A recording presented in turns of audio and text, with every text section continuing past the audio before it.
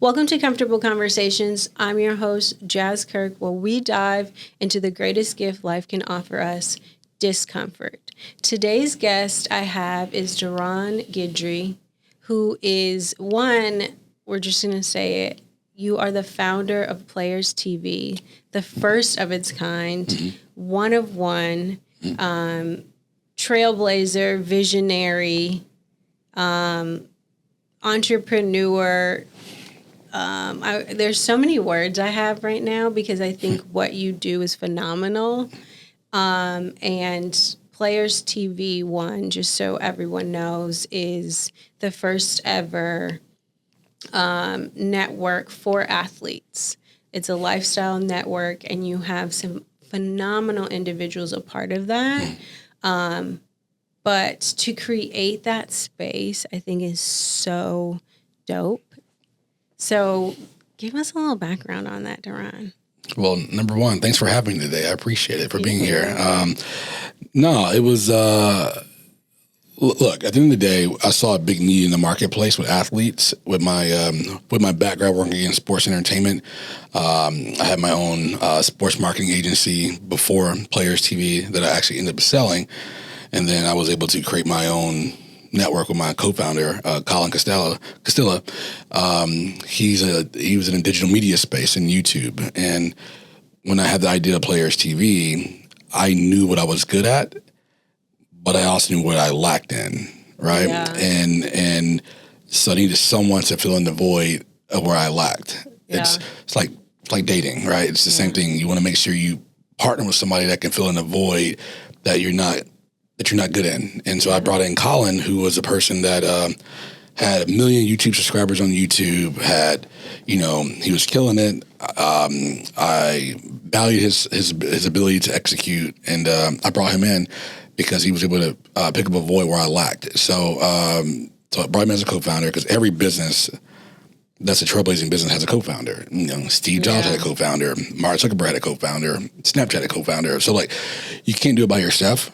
And that's what I did. So when I had the idea, I went to, Chris Paul, several other athletes that I knew.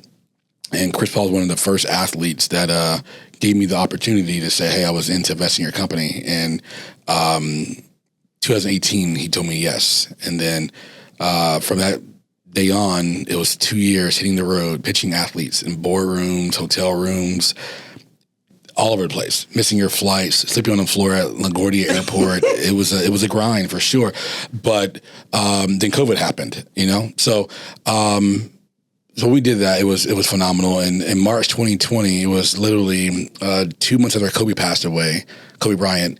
We had our lunch party in Chicago for NBA All-Star. It was freezing out there. Did that. It was kind of just weirdness in the air because Kobe had just passed away. Yeah. And I was actually be meeting Kobe 2 weeks after NBA All-Star. To pitch to him. Oh, my God. And I one of my advisors setting up the connection for us to go meet with him, and it didn't happen. So, but we launched March 2020 officially, launching the network with Samsung. And then now, today, we're over 300 million households through U.S., Canada, and the U.K. And distribution deals with DirecTV, Channel 4103, Fubo TV, Sling TV, Prime Video, YouTube TV sports package. I love it because we're right next to NFL Red Zone. There's Players TV, that's NFL Red Zone. So it never gets old. You can feel it right now on you. That's why I was like, it's this visionary who created this dope space that nobody saw, and you were like, there is a need for this. And you fused the right people. It was important to bring in the right people that believed in the mission and the vision. But I also saw the problem. The problem was all these athletes were creating production companies, but didn't have distribution. Yeah. And when people understand distribution is so important, like Oprah, she had Harpo Productions, then she launched OWN. Yeah. Right? You have BET, you have MTV, and I'll go further. Let's go deeper. You have Uber. Yeah. Uber don't own cars. Yeah. They're the platform that distribute the vehicle for you to pick up. So they're the distribution platform to make it easy. So distribution is always the most crucial, valuable thing because that's what advertisers want. Yeah. They're saying, hey, I'll pay you $1 million, but who's going to see it? Yeah. Right. So that's the value of what we built here at Players TV, and getting shared like-minded individuals is so important because there's no point in getting somebody who's not aligned. We didn't just go grab the big names. Yeah. We got people that actually have production companies, like look at Travis Kelce. He was one of I always say we had Travis Kelce first before Taylor Swift had him. But, but he was one of our, number 6 athletes that invested in the company, and believed in the mission. And I look at his career in media, television, all that he's doing. So we were there early, and now we're on this new frontier. And my purpose in life is making sure that, even though I'm still building the company, and we're doing it, we're great. We're growing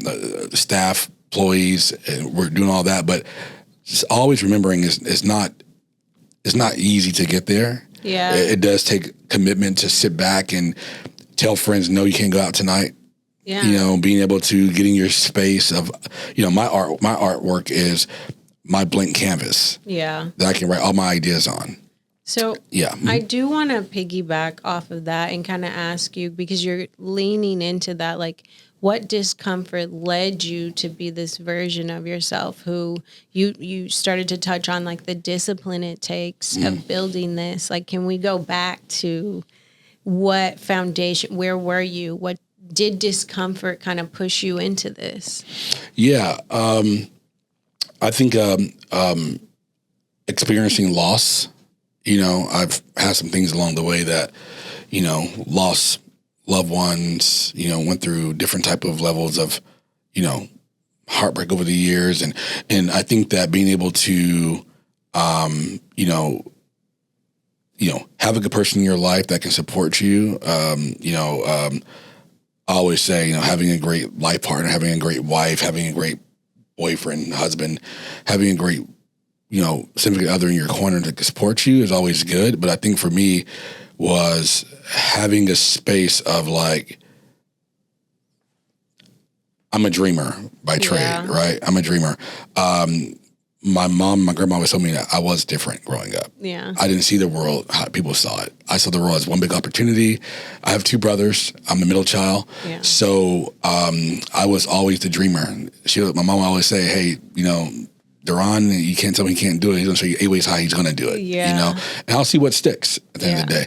But I knew as a young man that I was one time told after college, it was told to me, I was frustrated working for a sports agency, and I was upset because the way they were utilizing me to recruit the black athlete, right? And I remember a mentor told me, he said, hey, you're working for the man behind the brand. Yeah. And that changed my mindset forever. And what he said was, the athletes they like you. Yeah. People doing business because of you. And they see something within you. Yeah. They trust you. Yeah, all that. So when I got the information, I was like, well, if I go do my own thing, then I'll be able to build that one-to-one relationship with that athlete. Yeah. And now I'm not sharing in that revenue with a big agency that doesn't care about me at the end of the day or care about the athlete, right? And seeing people as a number. So when Player C came about, it was from a place of like, I was like, I have no experience in launching a TV network. Yeah. Right? I admired it. I studied the greats before me. I studied Oprah. I studied Bob Johnson from BET. And I studied all these other people to know that I'm one of 4 black TV owners, which I'm not Oprah, unfortunately. I'm not any of them. Oprah's Oprah. But yeah, but I'm in the company of launching a network and being a black founder at the end of the day, and being one of one.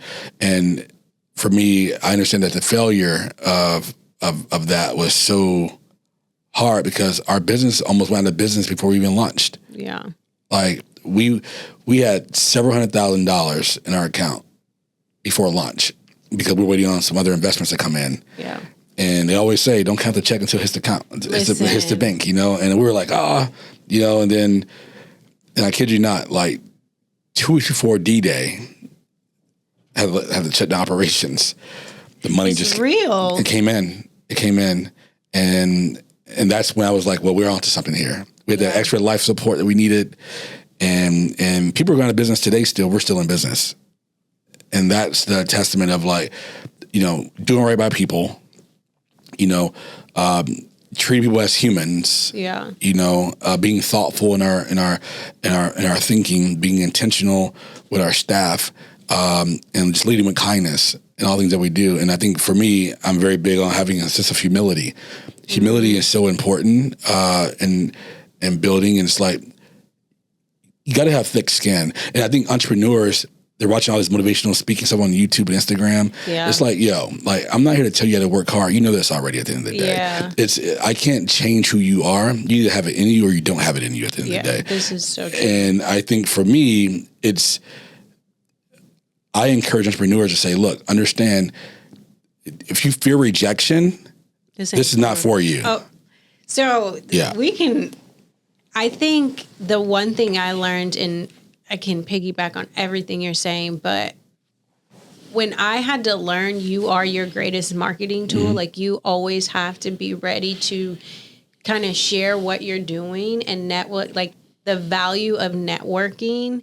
I really had to realize like you have this in the bag and you can do this because it's really a connection to people. And I have friends who like, they have businesses, but they're nervous to share or market what they're doing. And I'm like, if you can't get past this at the low stage where it's like, not to say wherever we are right now, but like when you get to that next level, it's going to be even greater because you never know what rooms you'll be in. You never know who you'll impact or who you get to talk to. But you have to have that faith within yourself to keep going. Yeah. So I would say, totally agree with that. But I will also say that, being a boss, entrepreneur, and a hustler are three different things. 100%. Three different things. A hustler's out here getting it right now, selling T-shirts. That's a hustler right now. That's a by any means. But exactly. But that hustler can't go run a company at all. Yeah. That hustler can't go into an investor office who thinks they know more than your business than you do, right? And you put 10,000 hours in your business and hearing a person in a suit and a boot saying your baby's ugly. So if you fear rejection, it's not for you, because be understood. Understand that you're going to have something that's going to come across your desk to the point where you're going to be rejected, and hearing from an investor, they say, we pass. Your baby's ugly. We're out. I had that happen to me early on in our career at the company. Yeah. And guess what? They all came back around and said, you were so right. You did it. Can we get involved in that next round? And it felt so good now to know that we got JP Morgan, one of the biggest investment banks in the world, handling our investment Series A right now, because they believe in our business and they're over here facilitating investors to come into our company to be a part of our next chapter of our business. Because when you have companies like that is validating your business, saying, we believe in the creator economy, we believe this is the future of media. Yeah. You can't tell me nothing, investor, at the end of the day. So I think you have to go in there so prepared to know that, hey, I know this can work. I believe it can work. And that investor across the desk, they're investing in you ultimately. Yeah. So if you don't believe in your own business, why should I invest in your own business? I think my mentor early on, when I was just before Honeydew came about and it was Health Inspires Beauty, he said, whatever you're creating, Jazz, they believe in you. Mm-hmm. Like you put a name on it, but what they see is you. So you got to be the first one on your team, the first one to see you. You got to be number one, and everybody else is 2, 3, 4, 5, 6 in the belief of you and what you have going on. Yeah, 100%. So do you see, what do you see the struggles are with people you come across that are entrepreneurs, and why do you think most fail? Just honestly, I think when you can't fathom the capacity of how something can grow and what it can be, and you've never seen it, felt it, touched it, it is that dreaming moment. And I think sometimes people get more in their head of what the dream looks like. And then you have your family and friends, but it really takes like getting around people who have done it to then be able to show you how to do it. So, and I say that from a space of like, Jazz has Honeydew and the vision, but I also need to know how to execute it in a way. I didn't go to business school, so this is a dream I'm living out. And so I have to get around people who are at different stages within business. That's why I have several different mentors who can, not that they're checking in on me every single day, but maybe it's quarterly, but maybe it's some who are once a month to be able to say, okay, you're on the right path. This is how you do it, but they aren't my motivators. Mm-hmm. Like you get out of the way of motivation and inspiration being what fuels you, because at some point you're like, that's cute, but you really do have to focus on the consistency and the discipline and like get stuff done. Like there are moments I'm like, you're the only one in your way right now because you need to get the work done to get to this next point and this next goal. Yeah, that makes sense. Execution is everything, but you can't execute if you're not disciplined. At all. And I think that that comes with, I've learned how to say no now, because at first I couldn't say no before. In the past, I was more like a yes man trying to appease people. Yeah. But you have to be selfless with your vision. And in my life now, anything I do in my life, I choose purpose over pleasure. Okay. That's anything I do. So what that really means is that if there's a decision to be made in a company or whatever it may be, with understand, does it feed my pleasure bucket, which is feeding my flesh? Yeah. Which is probably not good. But if it's feeding the purpose and the mission where we're all trying to go, and it's making impact positively, that's feeding the purpose, and that's feeding the mission while we exist. And that's kind of how we roll. So that way, that's my motto: purpose over pleasure. And I think that's kind of, keeps me grounded and anchored as well. A little bit of a lot of what you say, I feel like there's a fundamental foundation of faith, mm-hmm. like in not just yourself, like your personal development mm-hmm. and growth, but within your business. Can you is that true? And can you kind of speak to that? Yeah. So obviously my faith is very important to me. I have a relationship with God. It's all things I do in my life. I made mistakes. I made bad choices. I always say there's a difference between a mistake and a bad choice. Yeah.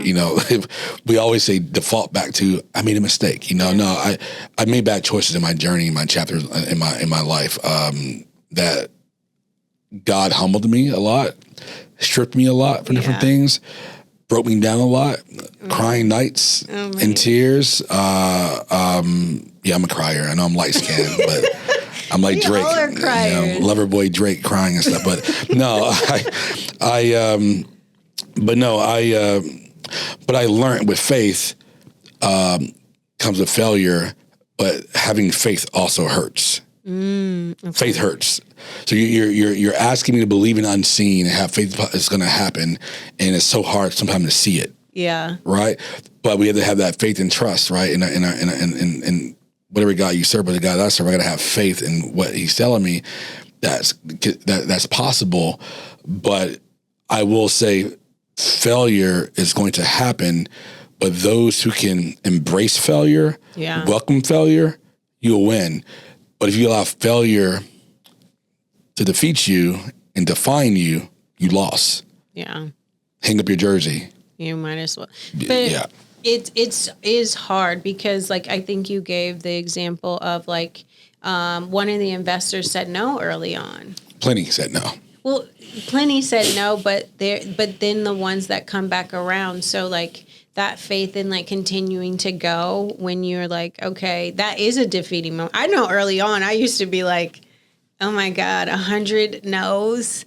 Like, Lord, I can't take another no. I don't even know how I got on this. It was like, how do you feel motivated to do the next deck? Yeah. How do you feel motivated to build the next presentation? How do you feel motivated for the next meeting? You're like, man, I just got told no 10 times already in the last 30 days. And it feels defeating. So how do you keep stepping? What within you was like, Keep stepping, keep going. Look, because I trusted my research. Yeah. I trusted the opportunity. I trusted the problem. I trusted the solution that I was bringing, and I knew what the market wanted. I knew that the athletes wanted their own media outlet. They want to be subject to the ESPNs and the HBOs and the people that are over here just talking bad about them as human beings. They wanted their own outlet, and fans wanted a new way to connect with their athletes at the end of the day. So I knew that I was solving a problem. I think if you're going to be a boss, entrepreneur, maybe a hustler as well, all in one, I think I think that you have to just understand that, like, what's your moat? What are you trying to solve? And the thing is, everyone has so much brilliance, in them. But I think it's important to understand everyone is not a founder. Everyone's not a CEO. I think it's overly glamored. Oh yeah. Right, on social media, and that's cool. Whatever inspires you is great, but it's like, I always say to an athlete back in my marketing days with athletes, I would say, hey, everyone's not marketable. Yeah. Like, if you're looking to bring you endorsement deals, everyone's not marketable. But you can build your brand to become marketable, but that may require you things for free. Yeah. In the community, getting out there, being seen. So that way a brand or advertiser can say, man, I really like that person. Yeah. That's a good human being. But you have to be it. Like, you have to be willing to be it. Mm-hmm. And I think when you talk about entrepreneurship, and it is overly glamorized, because I experienced that where I was like, okay, I'm a CEO, I'm a founder. And then I was like, what? Like, nobody told me what comes after. Like, you start something, you're like, it's booming, and you have to realize, like, what's booming? What is your business? What are you actually selling? What are people buying? Yeah, and by the way, filing a DBA,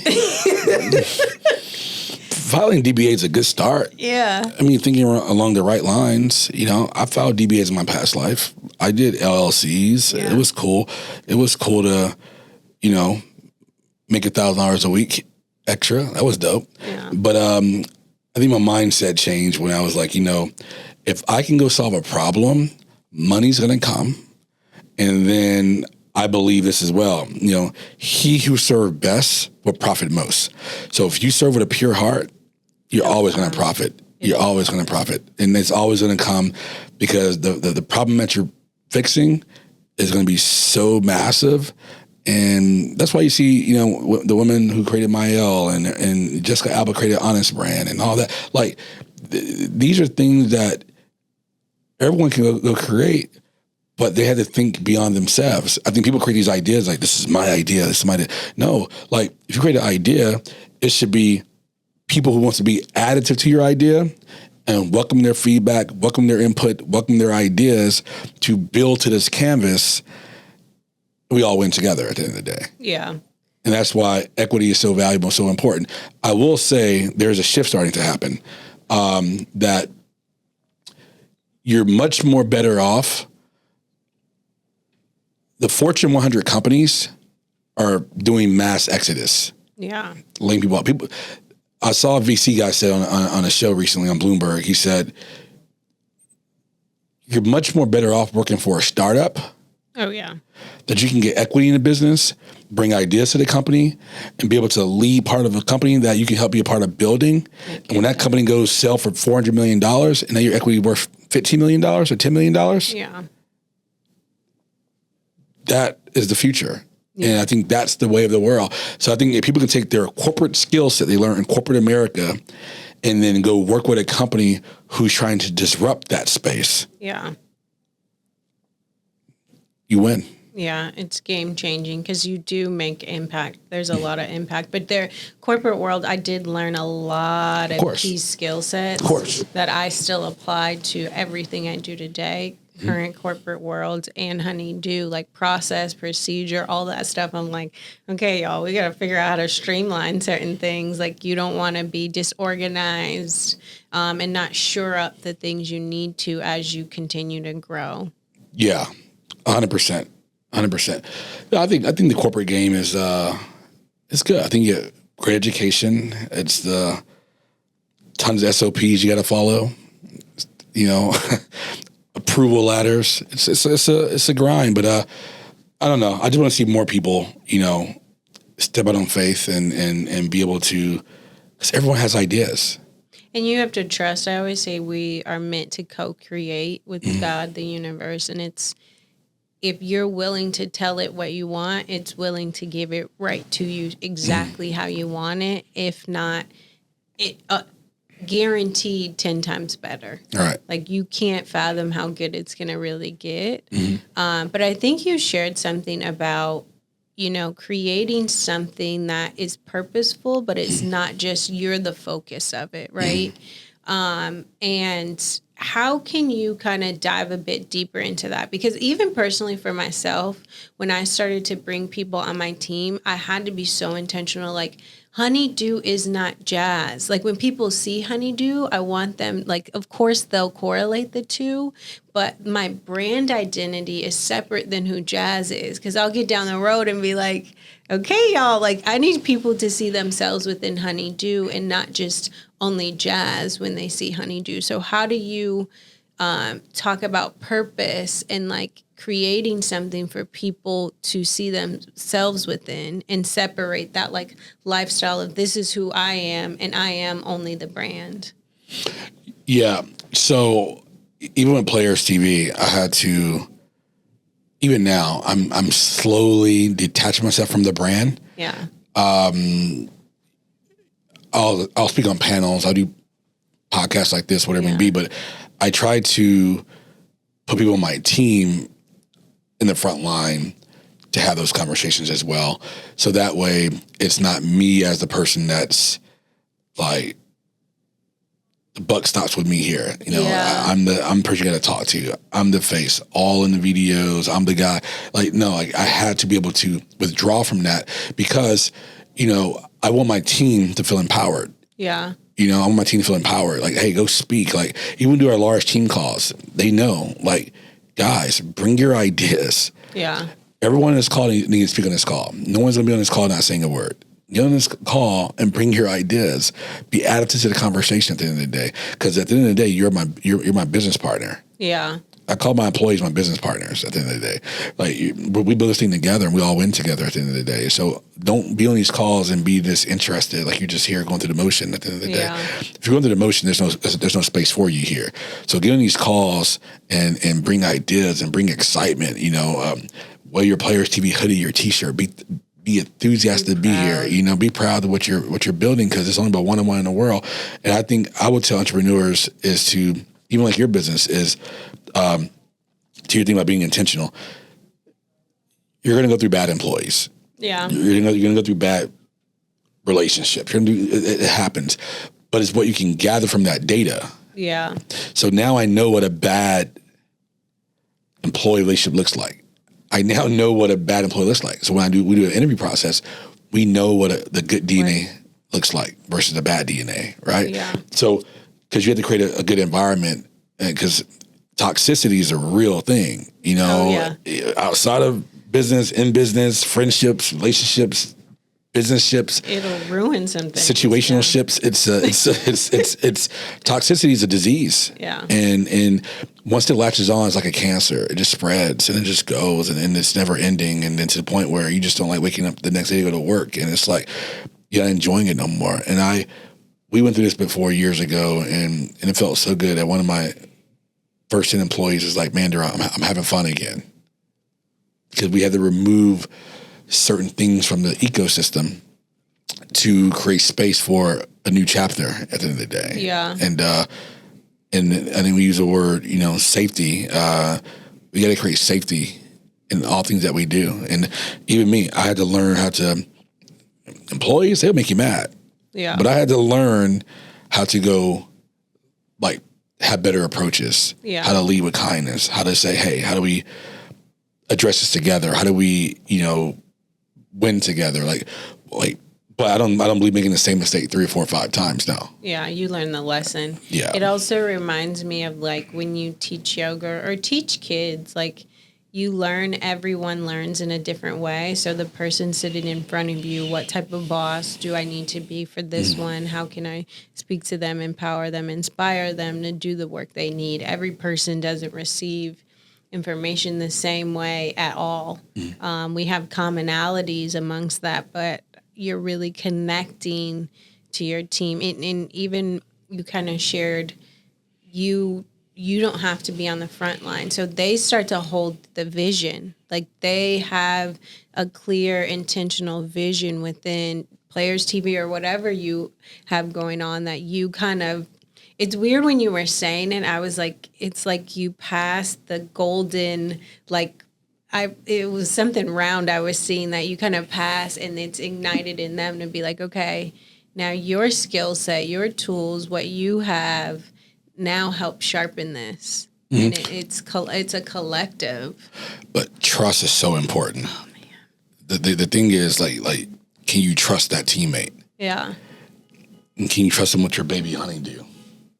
Trust is when I say it's a work within, because that was something that I had to learn. Like relationship, my platonic relationships taught me like what that looked like in business, because it was like when you have a trust issue, it was a me thing.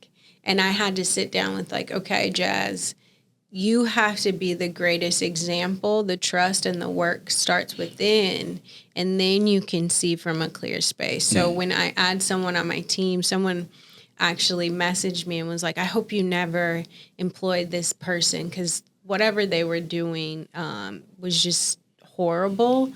And I said to them, like, my discernment, like I sit with God with my decisions of who comes on my team, especially at such an early stage, because this is my baby. My baby's still crawling. So why would I expose it to something that may not help it crawl to then walk, you know? So that trust is, oh, God, did it work on me when I had to learn trust. And learning how to let your baby go and let people support and help.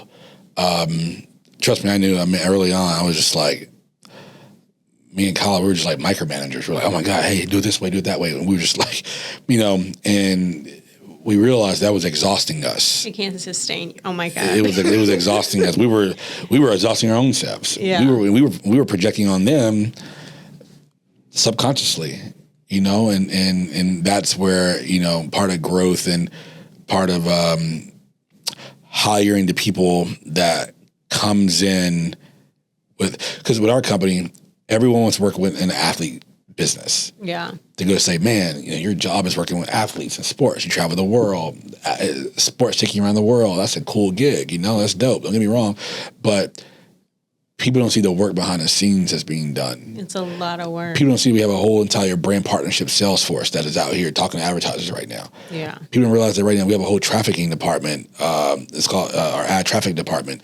That's trafficking the ads and making sure the ads are being ran at the right time, at the right sequence, at the right, like, as we speak. Like, we have a whole production and content team that's over here editing and producing, and it's a whole flywheel that they all have to communicate. And then if the people don't communicate correctly, it causes a bottleneck. And I think that it starts with us at the top. I told my co-founder Colin, I said, look, man, we have passionate conversations every week. Like it's like we gotta lead, but we also have the power. Yeah. And if we can lead, like, when you're an entrepreneur, you're a big leader.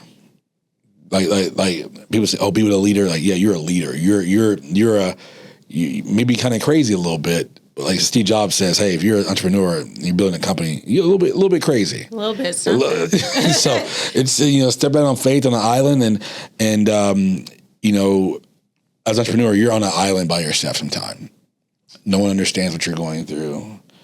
No one understands. Like, I carried on my cross to seeing an employee like putting their vacation time recently to go on PTO, and I was like, this is amazing. You know, to be able to see that you're able to create an environment people go on vacation with their family and all that. That again feeds my purpose cup. You know, and that's amazing. So I think learn how to lead to empower is important.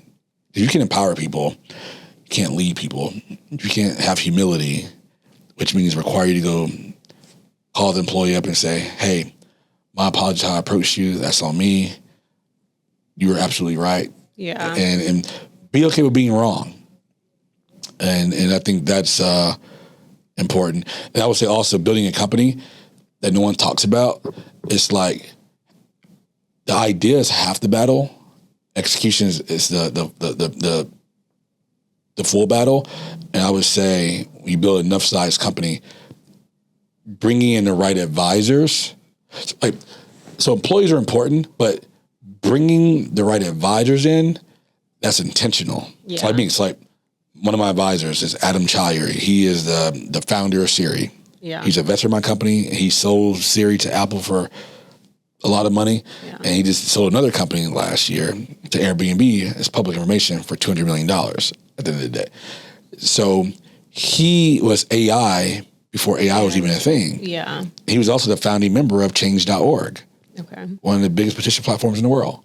So all things that he do in life has to make impact. And I remember I asked his wife Lynn. I was like, hey, like how did you married this guy? How does he have time? He's always coding and doing work. And she said to me, she says, I knew he was a dreamer when I met him. She said, so who am I to go try to change him now that I have him? But he wants to change the world, and I can get behind a person that's trying to change the world. He went for 30 years, and he sold several companies. And my point of all that is that being so intentional, adding certain people to your company as advisors, because those are people that can make a phone call for you to where you're trying to go. That person can call an investor for you who they've already made money for already. But so how did you get to a point to know that? Like, I feel like people hear partnerships and they want to partner with any and everyone, and they don't have that intention. Personally, I made those mistakes. Not to say I made those mistakes, but I've made some decisions where now when I think about partnerships, I was like, I'll say to myself, Jazz, what alignment is here? How long-term do you want this partnership to be? What does this really look like? And when you talk about advisors, like the people who, that's why I said my mentors, the people who counsel me, I've learned to actually have that and build with that. Because before, when I started out, it was just me, and it was me with an idea. And now I have people, okay, let me go to my business coach. Let me go to my life coach. Yeah. So business coach, life coaches, those are completely different. Yeah. Subsets, that's more personal, professional development growth. Yeah. But when it comes to your business, being intentional on, like Michelle G, my chairwoman, she was the CEO of Ebony Magazine and, and all that. Now she's she ran BET for a while. Yeah. And now she's over at Essence now, running Essence. They're as their chief content officer of Essence now. And so again, I added her to my advisory team because I know her relationships and impact in the advertising community is one phone call away. Yeah. She can call any media buy agency in the world because she's been in the game for 30 years. Yeah. So being intentional. So now she's supporting my sales team. Yeah. So she can go call on that brand and say, hey, meet Players TV. And she talks to her friend who she's known for 25 years. And now they're doing the meeting with us. Yeah. Right. So being intentional on who you're adding to, again, the mistake that I made early on, I brought everybody on. Oh, you can help me? You love my idea? Come on, let's go. Yeah. And that actually ruined relationships, but here's the best advice I got from one of my mentors. I'm going to leave this for you, to the listeners as well, or the watchers and listeners, is whoever starts with you will not end with you. Yeah. Ugh. I never will forget that. That right there, and it's so true. People that start me are not ending with me right now. Yeah. And not because they were bad people. It's life is things about seasonality. Yeah. And there's certain seasons that you're going through that your business may require.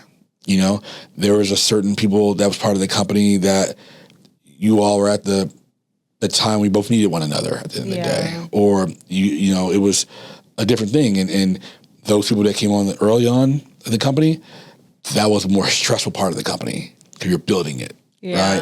So there's a lot of emotions there, a lot of arguments and frustration and irritation, and that probably ruined relationships that needed to make amends and all that. But now, back to my main thing I said earlier, knowing what a good partner looks like in your business, knowing what a good employee looks like in your business. And I think when you do things in being intentional, I think that you're able to now set your business up with success, because now you're bringing the key advisors who can, boom, Adam Chire, he's AI technology. Hey, Adam, we want to build technology and AI for our company. Are we thinking about it the right ways? Yes, you are. Cool. Hey, Adam, can you refer us to a venture capital firm that would be great for our company? You think would be good for our company? Oh, yeah, I have this person here. Yeah. Email introduction, boom. So being intentional, and that's how your advisors are so crucial to your company, because they can go take the legwork out. That'll take you 12 months to find a relationship. They're making up a phone call for 20 years. Yeah, that so can speed happen in 12 minutes. Speed. But you know what you said that your mentor shared with you, that I heard Tabitha Brown this past summer speak, and she said the people who are at the starting line with you may not, they can only get you from the starting line. So that's as far as they can go, or they'll keep bringing you back to the starting line. So you got to make sure you know who's supposed to be on your team, where you are within your journey, because like you said, those seasons come, and when you're at the end of that season, you really can't take a long time grieving the season or letting go of it so long, because that next one is coming, and you got to know, like you said, bring the right people on and learn for yourself how to move forward, like keep your momentum going. So that was like mind-blowing gem that you just dropped on everybody. It's, people that start with you will be the ones that end with you. And that's not from a bad place. Yeah. They may find something that's better to go in their career at that time, in their season. Yeah. They could probably be focusing on trying to, build a family. Yeah. And they more took a job that could pay them a lot more money than we can pay at the end of the day. Because startups, you can't pay here's the thing. You can't pay what corporate place. You can't, I can't pay you what Amazon can pay you, but I can pay you with a nice stock package with cash and all that. And then we build together. Now you're vested. Now you're a business partner with Chris Paul and Kyrie Irving and Damian Lillard. Now you're partners with them now. You're an owner with them. You're a shareholder now in this company. So, but then that's what we are now. But then when we go in the future, your pay will go up as the valuation company goes up. Yeah. And because now we're taking care of you because you invested in what we were doing as well. So it has to be reciprocated, and it has to be mutually beneficial to all parties. But I don't know. I just really like to see entrepreneurs like establish good advisors. When you start getting investors in your company, make sure you have a good board of directors. No one talks about that. The board runs the company. Yeah. People don't realize that. Zuckerberg has a board. I have a board. And we have the final say as founders, whatever it may be. But there's still, if you don't structure your board the correct way, you can get outside of your own company. Yeah. So there's a saying, all money is not good money. If a investor say, hey, here's $1 million, I want 3 board seats, all that investor's trying to do right now is get in position to take over the board and outshadow your own company, and they take over, put their own people in. No one talks about that at the end of the day. So I think with the educate people, they don't teach it in business school about corporate governance and all that as well too. So no one should have no excuse anymore when there's Chat GPT out here for you now. Yeah. Information is so easy to get now. So just bring people in your company that's an ally to you, that supports you, believe in you, and then the rest will follow. Yeah. I think you left everyone today with like some really powerful takeaways. Just like one, intentionality, trust, important, being able to lead from a space of empowerment. Like you don't only hold all the power. You want to be able to infuse that into other people and make that impact. Deron, this was good. Thanks for having me. This has been talk good. all day. Like, I'm like, oh my God, where's my journal to be taking notes? Yeah, no. I just love talking entrepreneurship. I'm still building. Yeah. And I want to build with my community together. Yeah. At the end of the day, hopefully we all can grow old together as entrepreneurs and supporting each other at the end of the day. It's like Silicon Valley.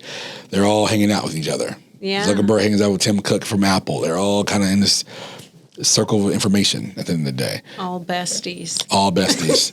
They're all sharing the same family office, with their billions over there, and being managed. But again, the blueprint is around us, and it's about us executing the blueprint that's available to us. Because it's available. It's available. So congratulations. Thank you. Congratulations on what you have accomplished and what we know you will be accomplishing, because I know it's only up. Continue to do more and be great. Oh, I appreciate that. And congrats to Honeydew, and keep rolling. Honeydew, baby. Honeydew. Yeah, like it. Appreciate your time. Thank you.